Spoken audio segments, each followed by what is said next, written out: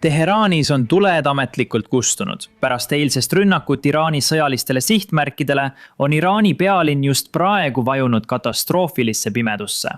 Režiim vastab nüüd puhta terrorismiga, pommitades täiesti neutraalse naaberriigi tsiviilelanike joogiveevarustust. Sõda eskaleerub ja Iraanil hakkavad võimalused otsa saama. Kõik algas sellest avaldusest, mille tegi Iraani energeetikaministeerium. Avaldus kinnitas, et Teheranis ja ümbritsevates linnades esines jätkuvalt elektrikatkestusi pärast viimase tunni jooksul toimunud rünnakuid. Siin on klipp Karachist, mis on linn otse Teherani lähedal. See näitab täpselt, kui ulatuslik see elektrikatkestus oli.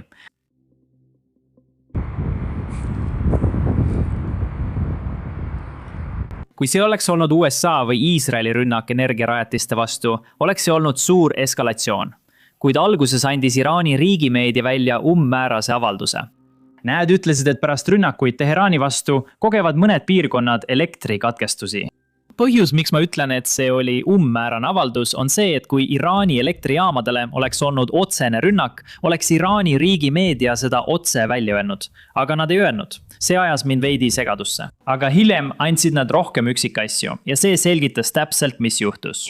Riigimeedia andis välja avalduse, et elektrikatkestuse põhjustas kahjustus kõrgepingeliini mastile. Peamine sihtmärk ei olnud tegelikult Iraani elektrijaam. See oli Iraani sõjaväerajatis. Elektrijaamad olid lähedal ja said kahjustada kõrvalkahjuna, mitte otsese rünnaku tagajärjel. Sellegipoolest on see ikkagi eskalatsioon ja tundub, et Iraan on andnud vastulöögi. Aga enne kui me jõuame vastulöögini, vaatame president Trumpi uut avaldust, sest see kinnitab kaudselt, et see polnud USA, kes ründas seda sõjaväerajatist. See oli avaldus, mille Trump tegi täna vara hommikul, eile hilisõhtul. Ja avalduses seisab, USA peab tõsiseid läbirääkimisi uue, mõistlikuma režiimiga, et lõpetada meie sõjalised operatsioonid Iraanis. Suuri edusamme on saavutatud. Aga kui kokkulepet peagi ei saavutata ja kui Hermuzi väin kohe laevaliikluseks ei avata, siis lõpetame oma toreda viibimise Iraanis. Põhjustades plahvatusi ja hävitades täielikult kõik nende elektrijaamad, naftakaevud, Kargi saare ja võimalik, et ka soolavee magestamise tehased, mida me pole siiani meelega puutunud. See viimane osa ongi see, millest ma rääkisin. President Trump ütleb, et USA pole seni Iraani energiarajatisi sihikule võtnud. Võib-olla tähendab see, et just Ameerika Ühendriigid ei olnud need, kes korraldasid rünnaku, mis kahjustas Iraani elektrijaama. Sellegipoolest oli ähvardus kahjustada neid elektrijaamu ja muud tsiviiltaristut, kui Iraan ei ava Hermuse väina. Ja see võib tulevikus olla suur probleem, sest just selle eest oleme me viimased 3 aastat kritiseerinud Venemaad, et nad teevad seda Ukrainas. Venemaa hävitab talvel elektrijaamu, et avaldada survet Ukraina tsiviilelanikele. Kui USA teeb Iraanis sama, siis kaotame me moraalse üleoleku. Nüüd on oluline täpsustada, et seni ei ole USA sihtinud ega tahtlikult sihtinud ühtegi tsiviiltaristut. Oleme kasutanud seda ohtu ainult ultimaatumina või survevahendina, kuid sellest hoolimata on see muutunud suureks arutelu teemaks. Valget Maja küsitleti selle kohta hiljuti. Kuulake vastust. Tema ähvarduse kohta teate küll, kui ta Iraanist lahkus, ütles ta, et me võime õhkulaste täielikult hävitada kõik nende elektrijaamad, naftaväljad, Kargi saare ja võib-olla ka kõik soolavee magestamise tehased. Rahvusvahelise õiguse kohaselt on selliste tsiviiltaristu objektide ründamine üldiselt keelatud. Miks ähvardab president millegagi, mis võiks potentsiaalselt olla sõjakuritegu USA sõjaväe poolt? Ja kuidas sobib see kokku administratsiooni korduva väitega, et USA ei sihi tsiviilisikuid? Vaadake, president on Iraani režiimile praegusel hetkel väga selgelt teada andnud, nagu näitab ka teie poolt ette loetud avaldus, et nende parim samm oleks sõlmida kokkulepe. Vastasel juhul on Ameerika Ühendriikide relvajõududel võimekusi, mis ületavad nende metsikuimaid kujutlusi ja president ei karda neid kasutada. See ei ole see, mida ma ütlesin, Garrett. Ja sa ütled sõna potentsiaalne põhjusega, sest ma olen kindel, et mõned eksperdid sosistavad sulle seda kõrva, et sa mulle seda küsimust esitaksid. Muidugi tegutseb see administratsioon ja Ameerika Ühendriikide relvajõud alati seaduse piires. Aga mis puudutab operatsiooni Eepiline raev, täielike eesmärkide saavutamist, siis president Trump liigub edasi takistusteta ja ta ootab, et Iraani režiim sõlmiks administratsiooniga kokkuleppe. Millist neist eesmärkidest aitaks soolavee magestamise tehase hävitamine kõige rohkem saavutada? Heili, palun jätka. Aitäh, Jeremy, ma jätkan selle teemaga. Nüüd, loomulikult teiselt poolt Iraanil pole mingit probleemi sooritada tegusid ja rünnakuid, mis on puhtalt Iraani omad. Need on puhas terrorism. Pean silmas järgmist. Kättemaksuks sihtis Iraan elektrijaama ja magestustehast Kuveidis. Selle rünnaku käigus hukkusid töötajad ja tsiviilinfrastruktuurile tehti märkimisväärset kahju. Ja siin on põhjus, miks see on vale. Kujutame ette, et Iraani elektrijaama ründas Iisrael või Ameerika Ühendriigid. Sellegipoolest pole Iraanil mingit mõtet rünnata kolmandat riiki, kes polnud üldse seotud. Kuveit on väga selgelt öelnud, et nad pole andnud USA-le luba kasutada Kuveidi õhuruumi ega Kuveidis asuvaid USA baase Iraani ründamiseks. See on Kuveidi seisukoht. Aga Iraan ütleb, et see ei vasta tõele. Kuveit lubab neil kasutada baase Iraani ründamiseks ja seepärast pöörduvad nad Kuveidi vastu. Kuid isegi siis on see, mida Iraan teeb, terrorism. Ja selle põhjuseks on see, et Iraan ei sihi Ameerika baase nendes Pärsia lahe riikides. Nagu me just nägime, sihib Iraan riigi tsiviilelanikkonnale mõeldud magestustehaseid ja elektrijaamu. See on puhas terrorism. Ja tead, mis veel? Isegi Iraan teab seda, sest vaata nende. Vabandust. Iraan väidab, et just Iisrael ründas Kuveidi magestustehast, mitte Iraan. See vabandus oleks võib-olla töötanud 18. sajandil, kui me ei suutnud rakettide ja droonide päritolu jälgida. Aga aastal 2026 näeme me täpselt, kust need droonid tulevad ja kust raketid on pärit. Ja Iraan teab, et see, mida nad teevad, on vale ja seepärast ei taha nad seda tunnistada. Iraani strateegia ei ole Ameerika Ühendriikidega vastu võidelda.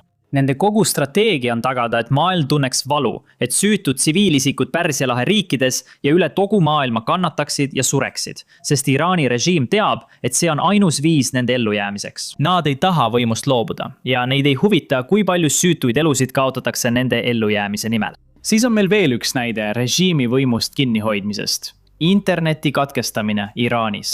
Enne kui läheme selle teema üksikasjadesse, tuletan kiiresti meelde, et vajutage allpool meeldivaks märkimise ja tellimise nuppe. See aitab meid tõesti väga palju.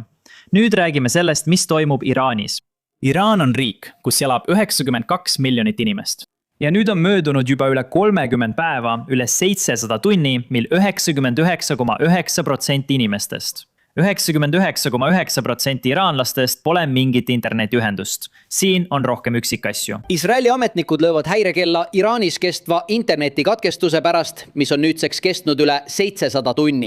Nad ütlevad, et see mõjutab maailma võimet mõista USA ja Iisraeli rünnakute ulatust ja mõju ning see kahjustab ka Iraani tsiviilelanikke ja nende võimet sisemiselt organiseeruda. Rääkisin täna sellel teemal ühe Iisraeli kõrgema luureametnikuga, kes ütles muuhulgas järgmist. See on tõe pimendamine. Režiim varjab tegelikkust oma enda rahva eest. Nad ei taha, et Iraani rahvas näeks, kui rängalt neid tabatakse. Ametnik lisas, et interneti katkestamine takistab inimeste suhtlemist, tõelise olukorra jagamist ja organiseerumist. See on oluline, sest me teame, et Starlinki signaali segatakse Iraanis ning inimesed, kes varem suutsid sellest interneti katkestusest mööda hiilida, ei saa seda enam teha. Iraani režiim on samuti arreteerinud sadu inimesi, kes kasutavad Starlinki terminale, kuid ametnik lõpetas sõnadega, mida ma arvan olevat väga tähtis. Nad ütlesid, et kui see katkestust lõpetatakse, saab režiimile tekitatud kahju täielik ulatus selgeks. Ja samal ajal, kui internet on maas, jätkub mahasurumine. Alles täna hommikul poos islami režiim üles 2 iraanlast, kes arreteeriti, kuna nad osalesid jaanuari protestil. Need poomised toimuvad nüüd peaaegu igal nädalal ja paljud neist toimuvad avalikult, sest režiim tahab saata sõnumi. Nad tahavad olla kindlad, et kõik teavad. See juhtub, kui jälle tänavatele tullakse. Samal ajal, kui see kõik toimub, näib, et president Trump tegi veel ühe avalduse, öeldes, et läbirääkimised jätkuvad. Alles täna hommikul kinnitas Trump, et USA peab läbirääkimisi Iraani parlamendi juhi ehk spiikri Mohammad Baghor Ghalibafiga. Trump ütles, et umbes nädala jooksul saab USA teada, kas sellel mehel on tegelik võim ja kas ta suhtub rahuleppesse tõsiselt või mitte. Nüüd on Ghalibafist saanud üks võimsamaid liidreid Iraanis pärast seda, kui Larzani kõrvaldati. Nüüd, ta ei ole tõenäoliselt juht, kuid tal on siiski märkimisväärne võim. Siin on rohkem üksikasju tema kohta. We haven't spotted him since 17. märtsil riigitelevisioonis.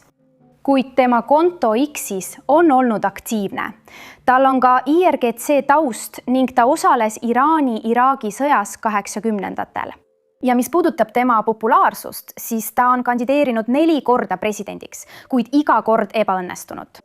Olgu, nii et kui me selle punkti juurde tagasi läheme, siis kas meil on mingit põhjust arvata, et need, kes on juhtivatel positsioonidel või need isikud, keda sa mainid, kas nad on kuidagi teistsugused? Need kaks isikut, kes tapeti nende esialgsete USA ja Iisraeli rünnakute käigus. No Mohammed Barak Alibov on samuti konservatiivne poliitik ning need seisukohad ja retoorika, mida oleme näinud Iraani ametnikelt, ei erine varasemast. Ja Iraan on hoidnud seda vastuseisu USA ja Iisraeli vastu alates 1979 aastast, alates Islamivabariigi sünnist. Nüüd läheb asi natuke ebamugavaks, eriti kui oled keegi, kes on Iraani proteste jälginud. Avalikkus soovis ja soovib siiani meeleheitlikult režiimi vahetust. Aga tundub, et režiimi vahetus ei ole USA selle sõja ametlik eesmärk. Ja see tekitab väga huvitava olukorra, kui USA otsustab sellest sõjast väljuda. Siin on välisminister Rubio, kes esitab täna hommikul selged eesmärgid. Kuulake. See operatsioon ja just see ongi, see puudutab väga konkreetseid eesmärke. President esitas need operatsiooni esimesel õhtul. Kordan need teile nüüd üle, sest ma kuulen palju juttu sellest, et me ei tea, mis need selged eesmärgid on. Siin need on. Te peaksite need üles kirjutama. Esiteks, nende õhujõudude hävitamine. Teiseks, nende mereväe hävitamine. Kolmandaks, nende rakettide väljalaskmise võimekuse tõsine vähendamine. Ja neljandaks, nende tehase hävitamine, et nad ei saaks enam toota rakette ega droone, millega meid tulevikus ähvardada. Kõik see selleks, et nad ei saaks kunagi selle varjus tuumarelva hankida. See oli meie eesmärk algusest peale ja see on meie eesmärk ka praegu. Me liigume graafikus ja tegelikult oleme mõnes asjas isegi ees ning me saavutame need eesmärgid nädalate, mitte kuude jooksul. Mõnede allikate sõnul soovib Trump Iraanis Venezuela tüüpi olukorda, mis tähendab, et ta ei taha täielikku režiimivahetust, vaid kedagi tippu, kes oleks rohkem valmis Ameerika Ühendriikidega olulistes küsimustes koostööd tegema. Nüüd on oluline meeles pidada. Kaliba on mitu korda proovinud presidendiks saada ja on ebaõnnestunud. Kui ta on võimuahne ja korrumpeerunud inimene, võib see olla tema võimalus. Ta võiks teha koostööd Ameerika Ühendriikidega, tuua Iraani rahu ja saada üheks de facto liidriks, saavutades selle, mida ta alati on tahtnud. Seda kinnitas USA kaudselt, kui Valge Maja ütles täna hommikul, et läbirääkija ehk Kalibov on kulisside taga palju mõistlikum, kui tema avalikud väljaütlemised näitavad. Täpselt seda tegi Delcy Rodriguez, praegune Venezuela juht, kui Maduro kinni võeti. Kuulake. Mul on kaks küsimust. Üks Iraani ja teine THS-i rahastuse kohta. Iraani kohta on president öelnud, et administratsioon räägib uue ja mõistlikuma režiimiga. Kui kindel te olete, et nad on legitiimsed ja neil on piisavalt võimu? Marco Rubio ütles varem, et ta pole kindel ja pole selge, kas nad jäävad võimule. Kas te räägite ka teiste fraktsioonidega? Kui president üritab kokkulepet saavutada, siis kuidas te tagate, et teete kokkuleppe nende inimestega, kes suudavad selle tegelikult ellu viia? See ongi osa käimasolevast protsessist, mis toimub praegustes läbirääkimistes. Muidugi, kõik, mida nad meile privaatselt ütlevad, pannakse proovile ja me tagame, et nad vastutavad oma sõnade eest. Ja kui nad seda ei tee, on president selgelt välja öelnud sõjalised tagajärjed, millega Iraani režiim silmitsi seisab, kui nad ei pea kinni sellest, mida meile kulisside taga privaatselt öeldakse. Kui president ütleb, et nad on mõistlikumad, siis jällegi need inimesed tunduvad kulisside taga privaatselt nendes vestlustes tõepoolest mõistlikumad. Võrreldes võib-olla mõne varasema juhiga, kes ei ole enam meie seas siin maal, sest nad valetasid Ameerika Ühendriikidele ja vedasid meid läbirääkimistel ninapidi ning see oli presidendi jaoks vastuvõetamatu, mistõttu paljud varasemad juhid tapeti. Nii et see on taas ajalooline võimalus Iraanil teha õiget asja. Vabastada end oma tuumaambitsioonidest ja jõuda kokkuleppele selle presidendi ja administratsiooniga. Vastasel juhul näevad nad taas Ameerika Ühendriikide relvajõudude tõsiseid tagajärgi, mida nad näevad iga päev kogu selle operatsiooni vältel. Mis puudutab THS-i, siis kui kaua saab administratsioon jätkata meeskondadele maksmist? Ainult aeg näitab, mis saab, kuid kõige tänase räägitu põhjal tundub, on võimalus, et USA võib tegelikult sõlmida rahuleppe praegu võimul oleva režiimiga.